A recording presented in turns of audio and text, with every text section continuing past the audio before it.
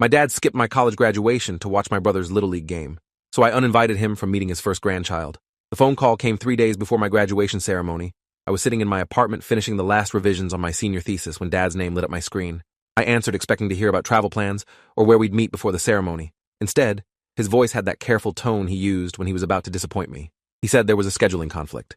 My younger brother, Devin, had a Little League playoff game the same afternoon as my graduation, and Dad felt he needed to be there to support him. I sat there holding the phone, watching my reflection in the dark computer screen, trying to process what he'd just said. I asked if he was serious, if he was really choosing a Little League game over my college graduation. He got defensive immediately, saying I was being selfish, that Devin was only 9 years old and needed his support, that I was 22 and should understand how important this was for my brother. He reminded me that graduation was just a ceremony, that I'd already earned my degree, that the moment had already happened whether he was there or not. I told him graduation wasn't just a ceremony. It was the culmination of 4 years of work, of student loans I'd be paying off for the next decade, of late nights and stress and sacrifice. He said he understood, but Devin's game was a big deal for him, that he'd been practicing all season, that Dad had promised to be there. I asked when he'd promised Devin this, and there was a pause before he admitted it was last week, 3 weeks after I'd sent him my graduation invitation. He'd known about my ceremony for months. He'd RSVP'd yes. He told me he was proud of me and couldn't wait to see me walk across that stage, but apparently, a 9-year-old's baseball game was more important than his oldest son's college graduation. Mom got on the phone next, her voice apologetic, but not contradictory. She said they'd decided as a family that Devin's game took priority because he was younger and wouldn't understand if they missed it. She promised they'd take me out to a nice dinner the following weekend to celebrate. I asked if she was coming to graduation without Dad, and she said she felt she should support Dad's decision and be there for Devin as a united front. I hung up without saying goodbye. My girlfriend Priya found me sitting on the couch an hour later, staring at nothing. She asked what was wrong, and I told her my parents weren't coming to graduation. She looked confused, said my mom had posted on Facebook just yesterday about how excited she was for my big day. I showed her the text messages I'd sent after the call, asking them to reconsider, explaining how much this meant to me. Neither of them had responded. Priya sat down next to me and said this was insane, that they were choosing a random baseball game over my once-in-a-lifetime event. I tried to explain the pattern I'd been seeing for years, but hadn't wanted to acknowledge. Dad missed my high school awards ceremony because Devin had a soccer practice. He skipped my college acceptance celebration because Devin was in a school play. He left my 20th birthday dinner early because Devin needed help with homework. Every single time, the excuse was that Devin was younger and needed more attention, that I was old enough to understand and be flexible. I'd been understanding and flexible for years. I'd convinced myself it was normal for parents to prioritize the younger child who needed more hands-on support. But missing my college graduation wasn't about being flexible. It was about where I ranked in my father's list of priorities. And apparently, I was somewhere below Little League playoffs. Graduation day arrived gray and cold. I walked across the stage in front of 3,000 people and heard polite applause from strangers while my parents sat in a dusty baseball field 2 hours away. Priya's parents cheered loud enough for both families, and her mom cried when they handed me my diploma. Afterward, they took me and Priya out to dinner at an expensive steakhouse and toasted to my future. Priya's dad gave a speech about how proud they were of me, how I'd worked full-time while carrying a full-course load, how I'd earned scholarships and graduated with honors despite having no family financial support. He said I was the kind of young man any father would be proud to call his son. I excused myself to the bathroom and cried in a stall for 10 minutes. My phone buzzed with a text from Dad around 8 that night, 6 hours after my ceremony had ended. The message said Devin's team had won their game and were advancing to the championship. He added that he hoped my graduation had gone well and they'd celebrate together soon. No apology, no acknowledgement that he'd missed one of the biggest days of my life. Just an update about Devin's baseball game and a vague promise to celebrate later. I didn't respond. Mom texted the next morning asking for photos from graduation. I sent her a single picture of me in my cap and gown standing between Priya and her parents. She replied saying I looked handsome and she was sorry they couldn't be there, but Devin's game had been so exciting and he'd gotten 2 hits. I read that message 5 times, each time feeling something hard and cold settle deeper in my chest. She was sorry they couldn't be there, as if it had been an unavoidable conflict rather than a deliberate choice, as if Devin's 2 hits at a Little League game somehow justified missing their oldest son's college graduation. The following weekend came, and Dad texted asking when we could do that celebration dinner. I didn't respond for 3 days. When I finally answered, I said I was busy with job interviews and apartment hunting, that I'd let him know when my schedule cleared up. He sent back a thumbs-up emoji. No pressure, no follow-up, no indication that he understood how deeply he'd hurt me. 2 weeks passed, and Mom called asking why I was being distant. I asked her if she was serious, if she genuinely didn't understand why I might be upset that both my parents had chosen to skip my college graduation for a baseball game. She got defensive, saying they hadn't skipped it, they'd had a conflict, that these things happen, and I was being overdramatic. I asked her to explain how they'd had a conflict when they'd known about my graduation for months before Devin's playoff schedule was announced. She said they'd committed to supporting Devin's season and couldn't just abandon him when he needed them. I pointed out that they'd committed to attending my graduation first, and she said that was different because I was an adult who could handle disappointment while Devin was just a child. I told her I'd been handling disappointment my entire life, that I'd spent years watching them prioritize Devin over me, and I was done pretending it didn't matter. She said I was being unfair and selfish, that they loved both their sons equally, that I was taking this too personally. I hung up on her for the second time in a month. Priya suggested I write them a letter explaining exactly how their absence had affected me, putting into words everything I'd been feeling so they couldn't dismiss or minimize it. I spent a week drafting it, editing it, making sure every word was precise and clear. I explained that missing my graduation wasn't an isolated incident, but the culmination of a pattern that had defined my relationship with them since Devin was born. I detailed every significant event they'd missed, or cut short, because of something related to Devin. I explained how it felt to always be the afterthought, the son who was expected to understand and accommodate while my younger brother got unwavering support and attention. I said I wasn't asking them to love Devin less, but I was done accepting being loved less myself. I told them I needed space to process this hurt, and wouldn't be attending family gatherings until they acknowledged the impact of their choices and made meaningful changes. I sent the letter via email and certified mail so they couldn't claim they never received it. Dad called 30 minutes after I hit send. His voice was tight with anger when he said I was being ridiculous and immature, that I was trying to manipulate them with guilt because I didn't get my way. He said every parent has to make difficult choices about how to allocate their time, and they'd made the choice they thought was best for the family as a whole. I asked how missing my college graduation was best for the family, and he said they were teaching me resilience and independence while teaching Devin the value of commitment. I said they were teaching me that I didn't matter as much as my brother and teaching Devin that his needs would always supersede everyone else's. Dad's voice got louder as he said I was twisting everything, that they'd sacrificed constantly for me when I was young, that I'd had their full attention for 13 years before Devin was born, that it wasn't their fault I chose to hold grudges instead of moving forward. I said I'd had their attention for 13 years and then spent the next 9 years watching it disappear. He told me I was acting like a spoiled child and he was disappointed in the man I'd become. I told him I was acting like someone who'd finally realized his father cared more about looking like a good dad to a 9-year-old than actually being a good father to his adult son. I hung up before he could respond. Mom's email arrived the next day, longer and more measured than Dad's angry phone call. She said they were hurt by my letter and didn't recognize the version of their parenting I described. She acknowledged they may have made mistakes, but said all parents do, that perfection isn't achievable, that I was expecting too much. She explained that parenting a young child required more active involvement than parenting an adult, that my independence meant they didn't need to be as present in my daily life, that this was natural and healthy. She said they'd always been proud of me, but their pride didn't require constant demonstration because I was secure enough not to need it. She asked me to reconsider my decision to distance myself, said family was too important to lose over a misunderstanding, that they loved me and wanted me in their lives. I read her email sitting at my new desk in my first post-college apartment, surrounded by boxes I'd moved without their help. Every word in her message felt carefully chosen to avoid actual accountability while making me seem unreasonable for being hurt. She'd acknowledged mistakes in the abstract, but couldn't name a single specific thing they'd done wrong. She'd reframed their neglect as promoting my independence, as if ignoring me was some kind of advanced parenting technique. She'd called missing my graduation a misunderstanding rather than a deliberate choice. I started typing a response 3 different times and deleted all of them. Nothing I could say would make them understand, because understanding would require them to admit they'd failed me, and they'd made it clear they weren't willing to do that. I closed my laptop and started unpacking boxes, building my life in an apartment my parents had never seen, in a city they hadn't asked about, with a job they'd shown minimal interest in when I told them about the offer. 3 months passed with minimal contact. I sent obligatory responses to their texts, but declined invitations to family dinners and Devin's baseball games. Dad sent a group text in August, announcing that Devin's team had won the championship, including a photo of Devin holding a trophy with both parents beaming beside him.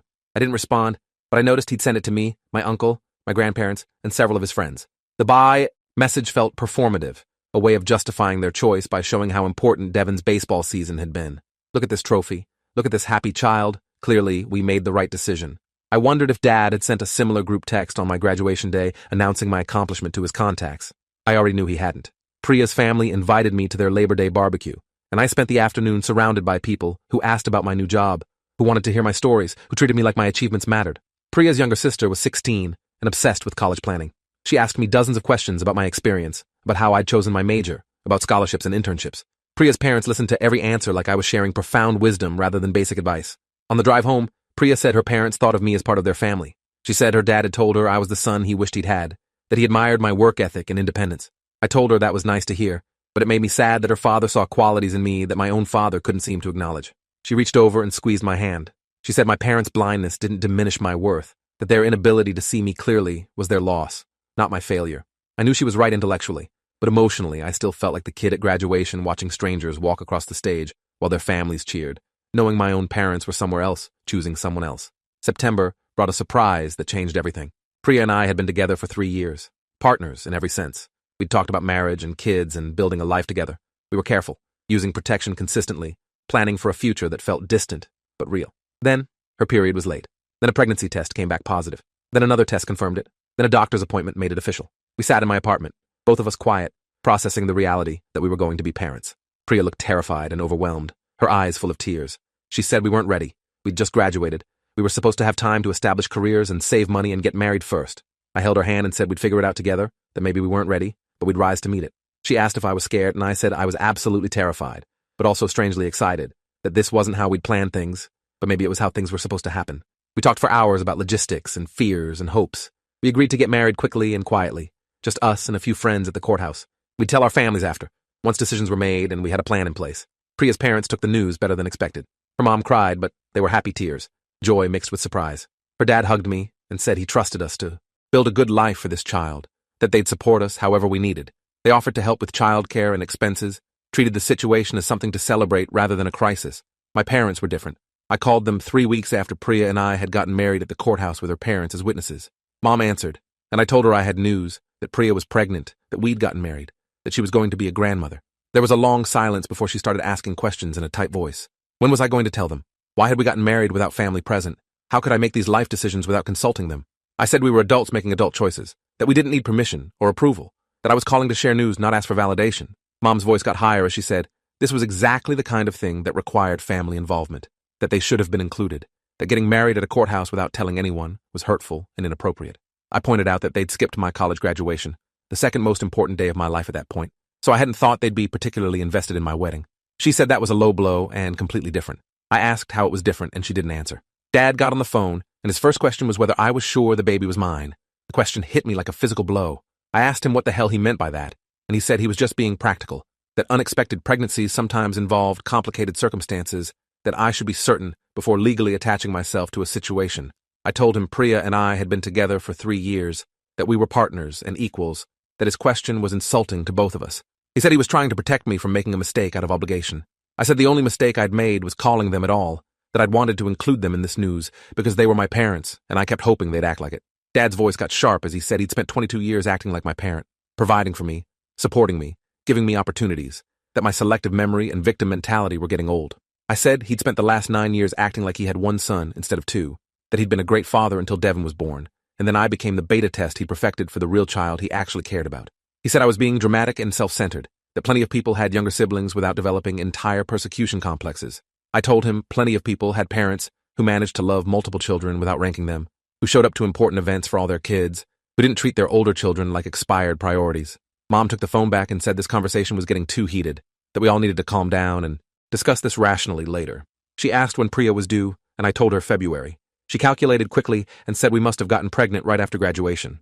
Her tone suggested this was somehow significant, and I realized she thought the pregnancy was my reaction to them missing graduation, as if I'd deliberately gotten my girlfriend pregnant out of spite. I said the pregnancy wasn't planned or timed, that life happens on its own schedule, that we were handling it responsibly and building a family together. Mom said she wanted to meet with us to discuss plans and offer support. I said we didn't need their support. We had Priya's parents and our own resources. Dad took the phone again and said I was being childish, that grandchildren were family matters, that they had a right to be involved. I told him rights weren't the issue, relationships were, that they'd spent months showing me how little I mattered to them and I was simply accepting that reality. He asked what I wanted from them, his voice frustrated and tired. I said I wanted acknowledgement, real acknowledgement, not defensive justifications or reframed narratives. I wanted them to admit they'd prioritized Devin consistently and repeatedly, that missing my graduation was the culmination of a pattern, not an isolated incident. I wanted them to take responsibility for their choices and their impact instead of blaming me for being hurt by them. Dad said he wasn't going to apologize for being a good father to both his sons, that he'd made the best decisions he could with the information available, that parenting wasn't about perfection, but about trying. I said I wasn't asking for perfection. I was asking for presence, for effort, for indication that I was as important to him as my brother. He said he shouldn't have to prove his love, that his actions over 22 years should speak for themselves. I said his actions over the last 9 years spoke pretty clearly. We agreed to end the conversation before saying things we couldn't take back, though I suspected we'd already crossed that line. I hung up feeling exhausted and sad, the excitement about the baby dampened by the reminder that my child's paternal grandparents were people I couldn't trust to show up when it mattered. Priya asked how it went, and I told her about the whole conversation, including Dad's question about paternity. Her face went through several expressions before settling on cold anger. She said we didn't need those people in our lives, that our child deserved grandparents who were present and supportive, not conditional and judgmental. I agreed but felt guilty about it, like I was depriving my child of family because of my own hurt feelings. She reminded me that family wasn't just biology, that her parents had already embraced us and our baby, that quality mattered more than quantity when it came to grandparents. We decided together that we wouldn't extend an invitation to my parents to meet the baby until demonstrated genuine accountability and change. It felt harsh but necessary, a boundary that protected our growing family from people who'd proven they couldn't be relied on. The months passed, and my parents made minimal effort to repair the relationship. Mom sent texts occasionally asking about Priya's health and the baby's progress. Dad sent nothing. I responded to Mom's texts with basic information, but didn't elaborate or engage beyond the facts. She never pushed, never asked deeper questions, never suggested getting together to talk. It felt like she was checking boxes on some list of grandmotherly duties without actually investing in the relationship. In November, she texted asking what we needed for the baby, if they could buy furniture or clothes or supplies. I told her we had everything handled, that Priya's parents had been incredibly generous, and we didn't need anything. She sent back a sad emoji and said she wished we'd let them help. I didn't respond. December brought holiday complications. Mom called asking about Christmas plans, saying they'd love to have us and Priya over for dinner, that it could be a chance to reconnect before the baby arrived. I said we were spending Christmas with Priya's family, that it had already been planned, and we weren't changing our plans. She sounded hurt, but accepted it. Then she asked if we could do something the week before Christmas, just a small gathering to exchange gifts and celebrate together. I said I'd think about it and call her back. I never called back. Priya went into labor on February 3rd during a snowstorm that shut down half the city. Her contractions started at 2 in the morning, and we drove to the hospital through empty streets, windshield wipers fighting heavy snow. Her parents met us there within an hour, her mom carrying a bag of snacks and supplies, her dad looking nervous and excited. Labor lasted 14 hours, long and exhausting and intense. Priya was incredible, powerful, and focused and brave. I held her hand and coached her breathing and felt completely useless and wholly necessary at the same time. When our daughter finally arrived, tiny and red-faced and screaming, I cried harder than I had at my graduation. We named her Maya, after Priya's grandmother. She was perfect, 6 pounds 8 ounces of fingers and toes and dark hair. Priya's mom cried holding her first grandchild, and Priya's dad took approximately 300 photos in the first hour. The nurses brought paperwork and meals and checked vitals while we sat in our bubble of new family, exhausted and overwhelmed and deeply happy. My phone buzzed with texts from friends congratulating us, from co-workers sending well wishes, from distant relatives I barely spoke to offering support. Nothing from my parents. I realized I hadn't told them Priya was in labor, hadn't thought to call them, hadn't considered including them in this moment. The decision had been unconscious but felt right. They'd shown me repeatedly that they couldn't be trusted to prioritize me, to show up when it mattered, to be present in my life. I wasn't going to give them the opportunity to disappoint me again, especially not on a day as important as my daughter's birth. We'd set a boundary about them meeting Maya, and I was going to hold it. They would not meet their granddaughter until they acknowledged what they'd done and committed to doing better. Not just words, actual change, demonstrated effort over time, consistent presence, real relationship. Anything less, and they'd remain distant relatives Maya knew about, but didn't really know. Names on a family tree without substance or connection. 3 days after Maya's birth, we were home trying to figure out how to keep a tiny human alive on no sleep. Priya was recovering, exhausted but radiant, completely absorbed in our daughter. Her parents came by daily with food and help. Her mom showing us how to swaddle and soothe, her dad handling laundry and dishes without being asked. They were grandparents in every sense that mattered, present and supportive, and unconditionally loving. My phone rang on day 4 with a call from Mom. I almost didn't answer, but something made me pick up. She asked how we were doing, and I said we were adjusting to life with a newborn. There was a pause before she asked if we'd had the baby yet. The question stunned me. I said yes.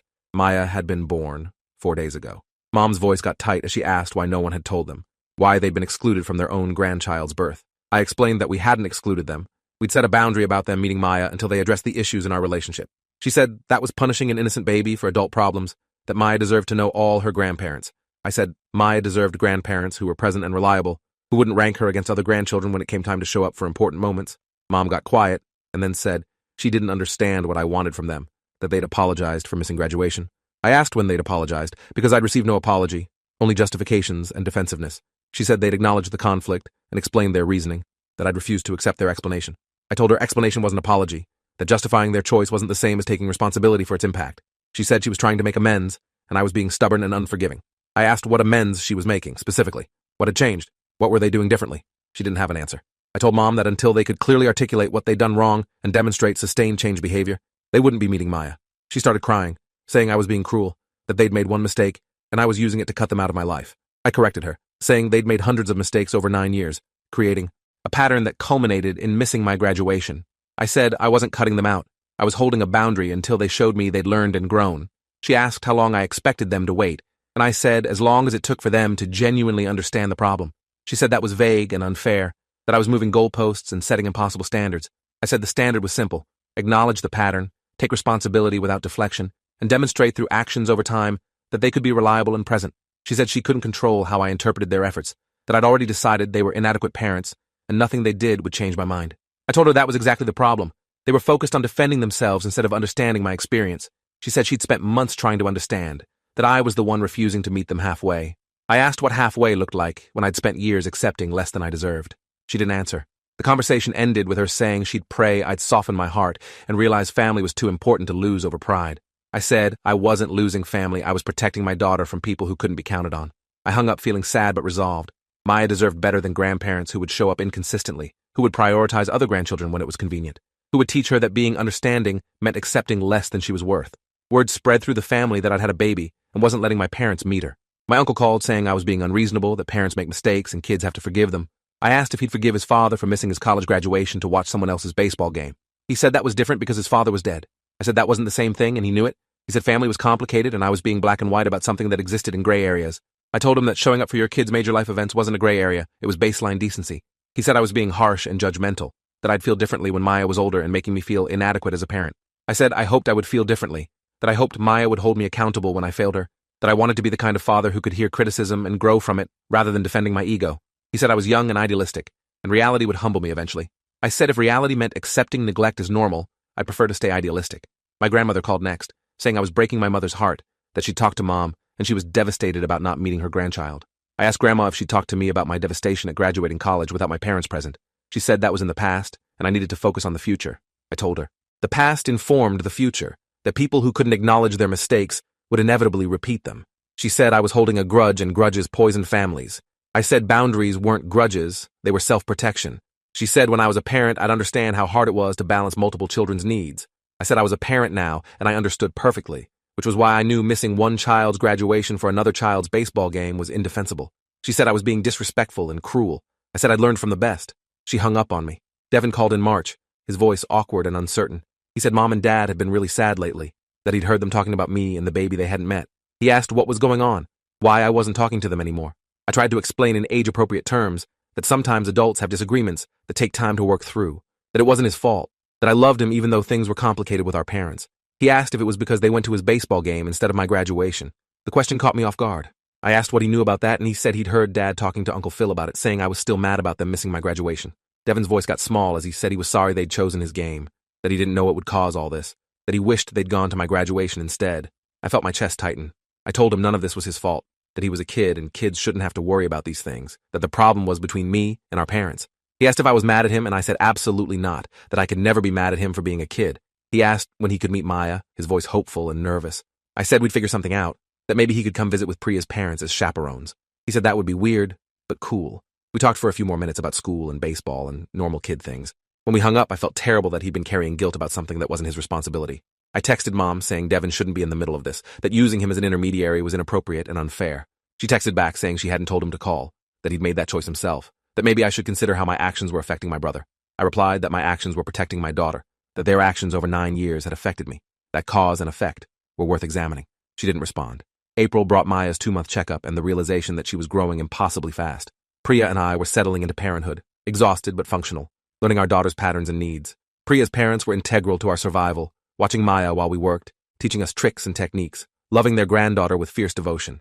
I watched Priya's dad hold Maya while singing old Hindi lullabies and felt grateful and sad simultaneously. Grateful that my daughter had grandparents who were present and engaged, sad that my own parents were missing this because they couldn't admit fault. My phone buzzed with a text from Dad, the first direct communication since the angry call months ago. The message said he'd been thinking about things, that maybe he hadn't handled situations as well as he could have, that he wanted to talk. I stared at the text for a long time before responding. I asked if he was willing to acknowledge the pattern of prioritizing Devin over me, specifically and without justification. He replied that he'd made decisions he thought were right at the time, that hindsight was revealing complexity he hadn't seen. I said that was closer to accountability than I'd heard before, but still fell short of actual admission.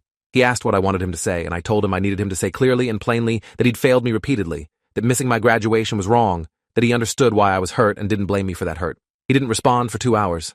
Then a text came through. I failed you repeatedly. Missing your graduation was wrong. I understand why you're hurt, and I don't blame you for that hurt.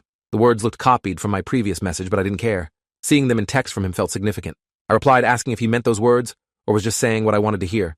He responded that he'd spent months defending himself because admitting failure felt like weakness, that he'd been a coward about facing what he'd done. He said he was tired of being a coward and wanted to be a better father and grandfather. I called Dad instead of texting back. He answered on the first ring.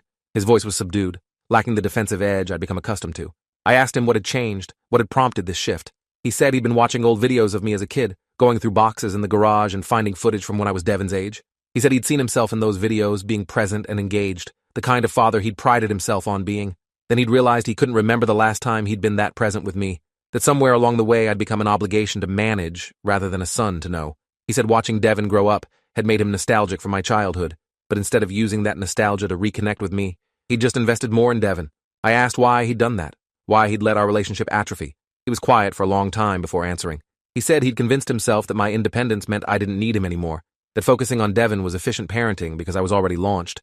He said he'd been lazy and selfish, taking the path of least resistance rather than maintaining effort across both relationships. He said missing my graduation had felt justified in the moment, a reasonable choice between two important events. But seeing my reaction and the consequences that followed had forced him to examine his pattern of choices. He said he'd failed me, not once, but hundreds of times, in small ways that accumulated into a relationship defined by my absence from his priorities. He said he was sorry. Actually sorry, without qualifications or justifications. The apology landed differently than I'd expected, not washing away the hurt, but acknowledging its validity. I asked Dad what he wanted going forward, what he hoped would happen. He said he wanted a relationship with me and with Maya, that he wanted to be a grandfather who showed up, but he understood if I needed time and space. He said he wasn't asking me to forgive him immediately, just to consider leaving the door open for possibility. I told him I appreciated his honesty, but words were cheap, that I'd need to see consistent change behavior over time before I'd trust him around my daughter. He asked what that would look like, and I said I needed him to prioritize me sometimes, to initiate contact regularly, to show interest in my life without prompting. I said I needed him to acknowledge his pattern in front of Mom and the extended family, to own his failures publicly the way I'd been hurt publicly. He said that felt exposing and difficult, but he understood why it mattered. I asked if he was willing to do it, and he said yes. I told him I'd think about what reconnection might look like, that I'd talk to Priya, that he shouldn't expect quick forgiveness or immediate access to Maya. He said he understood and he'd wait as long as it took. We hung up, and I sat with the conversation, turning it over in my mind. Part of me wanted to believe his words, to accept this olive branch and move forward. Part of me was wary, wondering if this was genuine growth or strategic manipulation to gain access to his granddaughter. Priya listened to the whole story and said we should proceed cautiously. The Dad's words were good, but actions would tell the truth. She suggested supervised visits with both of us present, clear boundaries about behavior and expectations, and immediate consequences if he reverted to old patterns. I agreed and texted Dad with those terms. He accepted without argument. We scheduled a meeting for the following weekend at our apartment. 1 hour with Maya, both Priya and I present the entire time. The morning of Dad's visit, I was more nervous than I'd expected. I cleaned the apartment obsessively, organized Maya's nursery, prepared conversation topics to avoid awkward silences. Priya reminded me this wasn't a performance, that Dad needed to accept our family as we were, chaos and all. The doorbell rang at exactly 2 o'clock. Dad stood in the hallway holding flowers for Priya and a gift bag for Maya. He looked older than I remembered, grayer, more uncertain. I invited him in, and the apartment suddenly felt smaller. He handed Priya the flowers and complimented her, asked how she was feeling postpartum. She was polite, but reserved, accepting the flowers without warmth. I brought Maya out from her nursery, 2 months old and alert, her dark eyes taking in the stranger. Dad's face crumpled when he saw her. He asked if he could hold her, and I nodded, watching carefully as he cradled his granddaughter for the first time. He looked at her with such tenderness that it hurt, because I could see the father he'd been when I was young, the one I'd lost somewhere around Devin's birth. He told Maya she was beautiful, that he was sorry he'd missed her arrival, that he hoped to know her better. Maya grabbed his finger, and he started crying quietly. We sat in the living room making stilted conversation, Dad asking about Maya's sleep schedule and feeding routine, sharing memories of when I was a baby. He told stories I'd never heard, details about my first steps and first words, moments he'd apparently treasured enough to remember decades later. It was strange hearing evidence of his love in the past tense, proof that he'd once been invested in me, the way he was now invested in Devin.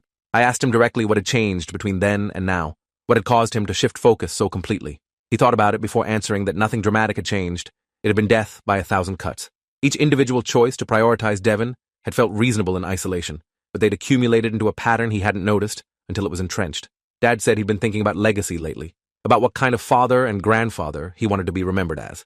He said he'd realized that being remembered well required being present consistently, that you couldn't coast on past investment and expect relationships to maintain themselves. He said he'd taken me for granted, assumed our bond was strong enough to withstand neglect, and he'd been wrong. He asked about my job and actually listened to the answer, asked follow-up questions that showed genuine interest. He asked about our apartment and our plans for the future, about Priya's family, and how we were managing childcare. The conversation felt effortful but real, like he was relearning how to be my father after years of autopilot. When the hour was up, he handed Maya back reluctantly and thanked us for giving him this chance. He asked if he could come back next week, and I said we'd see how things went. He nodded and left without pushing, respecting the boundary. After he left, Priya asked what I thought. I said it felt genuine but fragile, that I wasn't ready to trust fully, but I was willing to keep the door cracked open. We agreed to continue supervised visits, to maintain boundaries, to protect Maya first and foremost. Over the next month, Dad came every Saturday at 2 o'clock. He was punctual, prepared, engaged. He asked about my week and remembered details from previous conversations. He brought age-appropriate gifts for Maya without overdoing it. He interacted with Priya respectfully, acknowledged his past dismissiveness of our relationship, thanked her for allowing him into their home. Slowly, incrementally, something started to shift. The visits felt less like auditions and more like actual family time. Dad started texting during the week, checking in, sharing articles he thought I'd find interesting. He asked to video chat with Maya and made funny faces that made her smile. He was trying, consistently and visibly trying. Mom was a different story. She'd called after Dad's first visit asking why he was allowed to meet Maya, but she wasn't. I explained that Dad had done the work of acknowledging his failures and committing to change, that he'd held himself accountable in ways she hadn't. She said she'd apologized repeatedly and I'd rejected every attempt. I asked her to detail what she'd apologized for specifically, and she couldn't articulate it beyond a vague, hurting you. I told her that until she could clearly name what she'd done wrong, demonstrate understanding of the pattern and its impact, and commit to specific changed behaviors, she wouldn't be meeting Maya. She said I was holding her to impossible standards that I wasn't holding Dad to. I said Dad had met the exact same standards, that she was welcome to do the work he'd done. She said she didn't know what work that was, that Dad wouldn't tell her about their conversations. I said that was between them, that she needed to figure out her own accountability rather than copying his. She hung up frustrated, and I felt guilty but firm. Maya deserved grandparents who were all in, not people going through the motions to gain access. In June, Dad asked if he could take me to lunch. Just the two of us, no Maya as buffer. I agreed nervously, and we met at a restaurant downtown. He said he wanted to talk about something difficult, that he needed my advice. I braced for some request about Mom or Devin, but instead he said he'd been thinking about his relationship with Devin and recognizing patterns. He said he could see himself overcorrecting with Devin, being too involved and not allowing him to develop independence. He asked how to be present without being overbearing, how to support without controlling. The question floored me. Dad was asking for parenting advice, acknowledging that he'd made mistakes and wanted to do better going forward. We talked for 2 hours about parenting philosophies, about balance and boundaries, about showing up without taking over. I shared things I'd learned in my few months as a father, and he listened like I was the expert. It felt surreal and healing simultaneously. Dad started making changes with Devin that summer. He stopped attending every single baseball game and practice, backed off from constant involvement, encouraged Devin to solve his own problems. Devin came to visit us in July, brought by Priya's parents per our arrangement. He met Maya for the first time and was surprisingly gentle with her, asking permission before touching her, making age-appropriate conversation.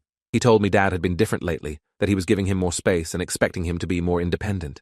Devin said he kind of liked it, but also felt weird, like Dad was less interested in him than before. I explained that Dad was learning how to be a better parent, that sometimes that meant stepping back instead of hovering.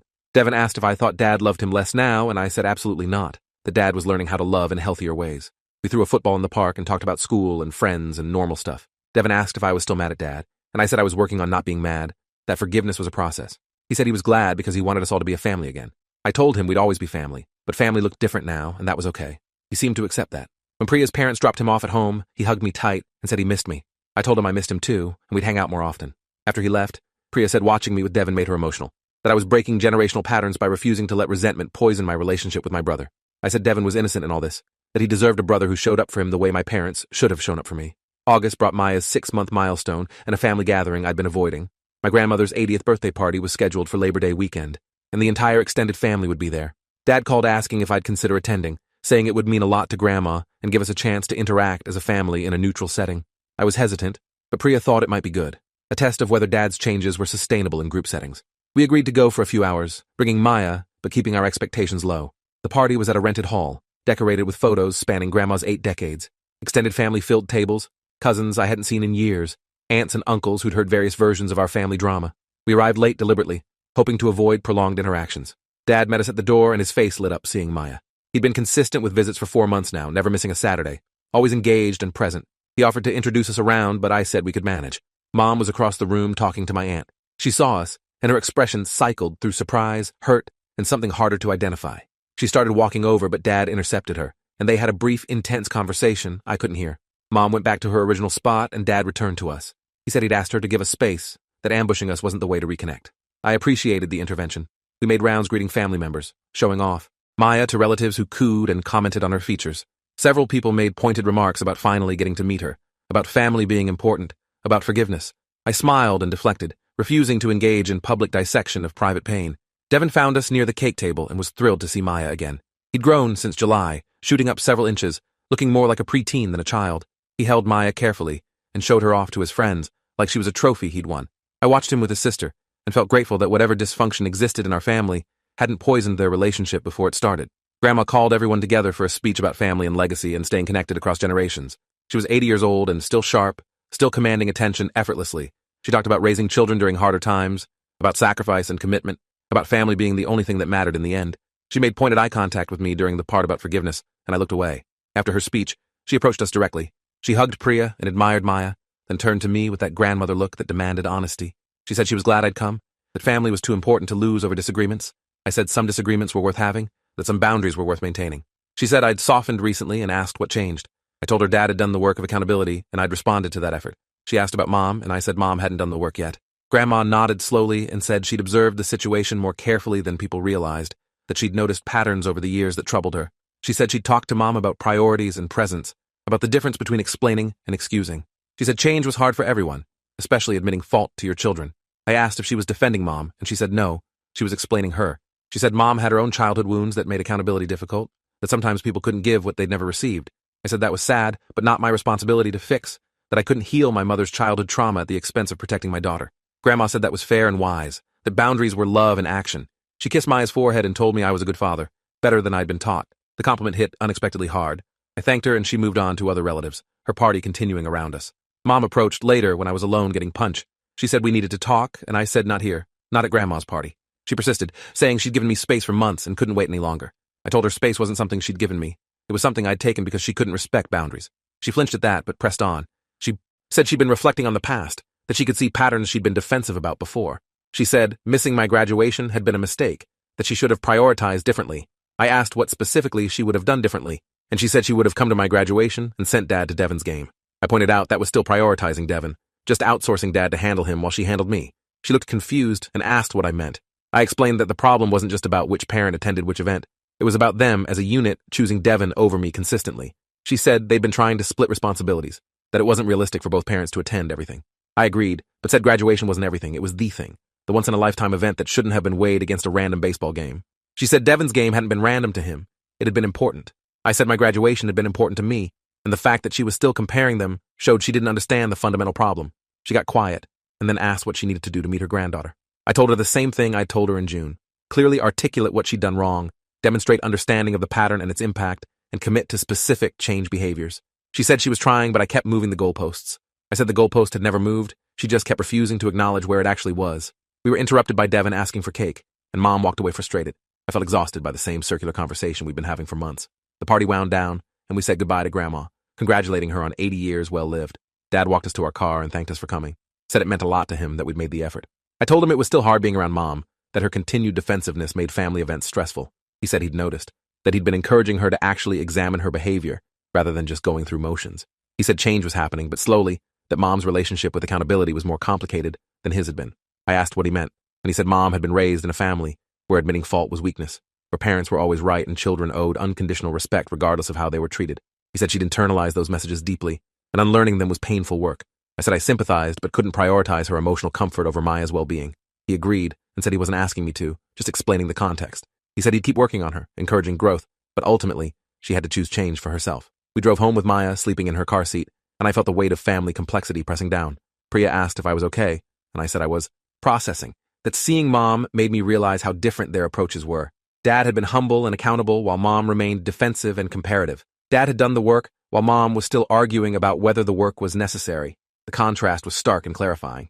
Over the next months, Dad continued his consistent presence. He came to Maya's first Halloween, helping her try on her pumpkin costume, taking dozens of photos. He came to Thanksgiving at our apartment, bringing sides Mom had made but not pushing for her inclusion. He came to Maya's first Christmas, watching her be confused by wrapping paper, laughing at her startled expression with each new toy.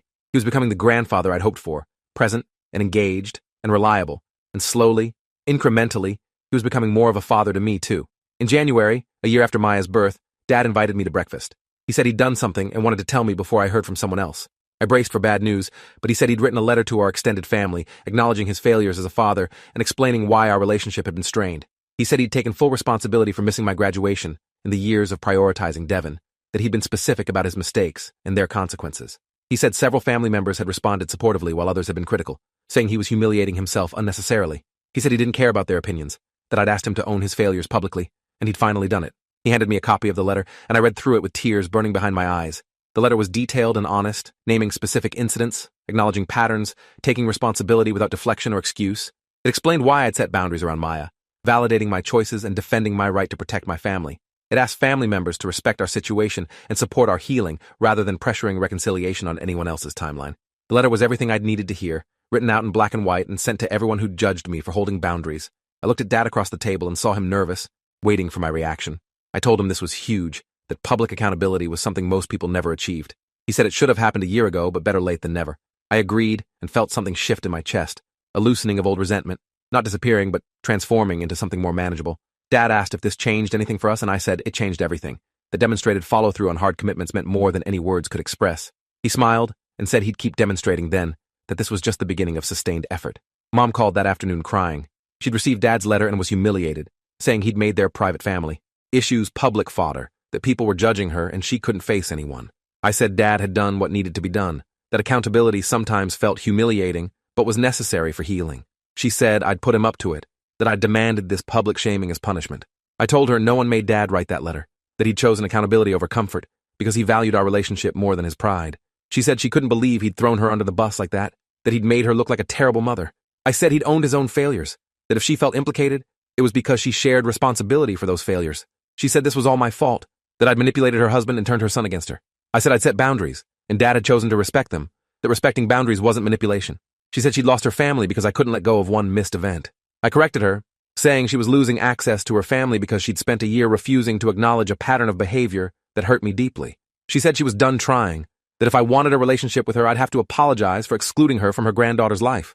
I told her I wasn't excluding her. I was maintaining a boundary she could cross any time by doing the required work.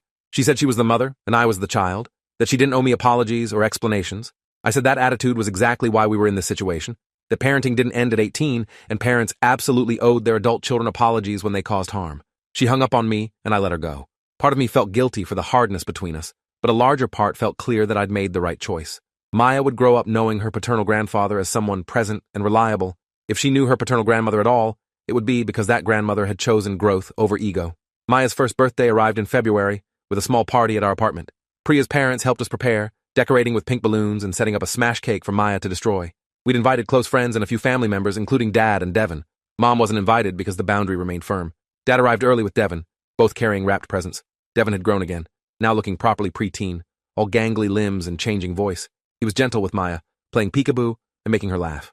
Dad helped set up, hanging streamers and arranging food, acting like a grandfather who belonged rather than a guest on probation. When we sang happy birthday and Maya demolished her cake, getting frosting everywhere, Dad took photos and laughed and looked genuinely joyful. After the party wound down and guests left, Dad asked if he could talk to me privately. We stepped into my bedroom and he said he'd been thinking about milestones and presents, about the importance of showing up. He said he understood now that missing my graduation hadn't just been about one day, it had been about signaling that his presence in my life was conditional and optional. He said he was grateful I'd given him the chance to rebuild, that knowing Maya and being in my life was a gift he didn't take for granted. He asked if I'd considered loosening boundaries around visits, maybe letting him take Maya for a few hours without supervision. I told him I'd been thinking about it, that his consistency over the past year had rebuilt trust significantly. I said Priya and I would discuss it and let him know. He thanked me and said whatever timeline we needed was fine, that he'd proven himself for a year and he could prove himself for however much longer it took. We rejoined the party and he left shortly after with Devin, both of them hugging us goodbye, Devin telling Maya happy birthday, even though she couldn't understand. Priya and I talked that night after Maya was asleep about Dad's request for unsupervised time. She said she felt comfortable with it given his consistent behavior, but wanted to start small, maybe an hour at a nearby park where we could be available if needed. I agreed, and we established clear guidelines. Specific activities, limited time frame, immediate communication if anything felt off. I texted Dad the parameters and he accepted gratefully. The first unsupervised visit happened on a Saturday morning in March. Dad picked up Maya, buckled her carefully into the car seat we'd installed in his car, and drove to a park 10 minutes away. Priya and I stayed home, trying not to hover, texting only once to check in. Dad sent back a photo of Maya on a baby swing, smiling wide. He brought her back exactly on time, gave us a full report of activities, and thanked us for trusting him. The visits expanded gradually. An hour became 2, 2 became half a day. Dad proved repeatedly that he could be trusted, that he'd show up when promised, that Maya's well-being was his priority. By summer, he was keeping her every Saturday morning, taking her to parks and libraries, building the grandfather-granddaughter relationship we'd hoped for. Devin joined sometimes, playing with his niece, developing his own relationship with her. Watching them together made me grateful that Maya would know her uncle without the complications that defined my childhood. In August, Dad asked if he could take Maya overnight. Priya and I discussed extensively before agreeing, setting up his house with supplies and safety measures, reviewing emergency protocols. The first overnight went smoothly. Dad sent updates throughout, shared photos, brought Maya back Sunday morning well-rested and happy. It became a regular thing, one overnight a month, giving Priya and me a chance to reconnect as a couple while Maya built memories with her grandfather. The relationship that had been broken was being rebuilt, not perfectly, but genuinely. Mom reached out in September, a year and a half after Maya's birth. Her email was different from previous communications, less defensive and more vulnerable. She said she'd been working with a therapist on family patterns and personal accountability. She said she'd finally understood why her approach hadn't worked, that explaining her reasoning had been a way to avoid acknowledging my pain. She said she could see the pattern of prioritizing Devin, that missing my graduation had been wrong regardless of Devin's needs. She said she was sorry, specifically and plainly sorry, for years of making me feel secondary. She said she understood if I needed more time, but she wanted to start rebuilding our relationship if I was willing. The email felt different from her previous attempts, more specific and less focused on defending herself. I called Dad to ask his opinion, and he said Mom had been doing real work, attending therapy consistently, having hard conversations with him about their parenting choices. He said the change seemed genuine, but he couldn't guarantee anything, that ultimately, I had to decide what felt right. I talked to Priya about it, and she said we could offer Mom the same path Dad had taken: supervised visits, clear boundaries, gradual building of trust through consistent behavior. I emailed Mom back outlining those terms. She accepted without argument. We scheduled our first meeting for Saturday afternoon, 1 hour at our apartment, both Priya and I present. Mom arrived exactly on time, carrying a small gift for Maya and flowers for Priya. She looked nervous, older, less certain than I'd ever seen her. I invited her in, and she immediately teared up seeing Maya, now 18 months old and toddling around. She asked if she could say hello, and I nodded. Mom knelt down and introduced herself to her granddaughter, who looked at this stranger curiously. Maya warmed up slowly, accepting a toy Mom offered, playing nearby while Mom watched with obvious longing.